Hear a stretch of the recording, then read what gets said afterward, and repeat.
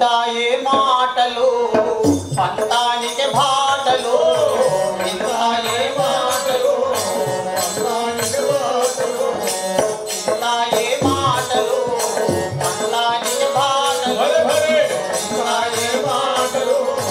పంతానికి బాటలు భగవంత కైలాసపతికి మంతా తెలివి తేటలు తాయే మాటలు పంతానికి బాటలు భగవంత కైలాసపతికి మంతా తెలివి తేటలు తాయే మాటలు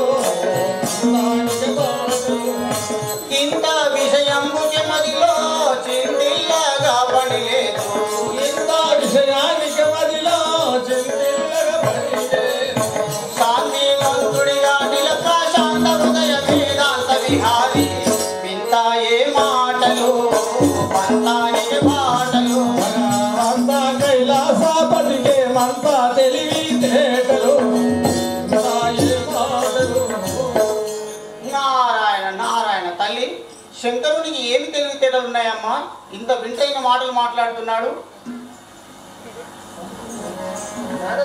ఆ పరమశివుడు ఎప్పుడు గొప్పవాడైనాడయ్యా అలా మాట్లాడుతున్నాడు మిమ్మల్ని అలా దూషించడము తప్పు కదా స్వామి పరమశివునికి తగదు కదా నారద ఆయననే దానం చేస్తాడట ముగ్గురు మూర్తులే తనే గొప్పవాడనుకుంటున్నాడు స్వామి ఇలాగే మాట్లాడుతున్నాడు నారద తంతు హరుడే నాడు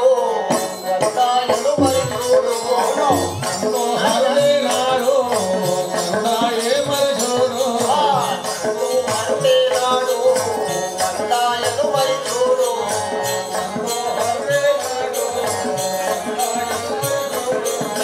మంతవారిని కొలిచే రెండాము గర్వము నొందినడు తంతు హరుడే నాడు రంగాయను మరిచూడు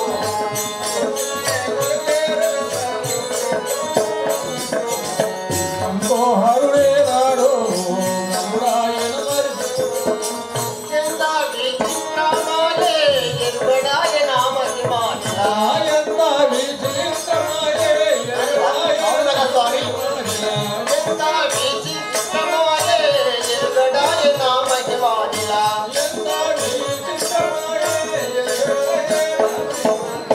రాతిలో పడవేసి శ్రమగల్లు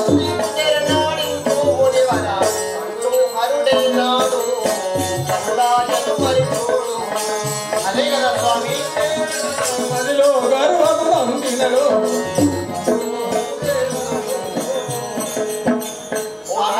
ఏమంటున్నారు పరమశివుడు ఎప్పుడు గొప్పవాడేనాడయ్యా నాతోనే ఆటలాడతాడా అవును కదా స్వామి కొంచెం నారద గురించి మీతో కొంచెం క్షమ కల్పిస్తాను చూడండి నారద హరి హరి ఇది ఎంత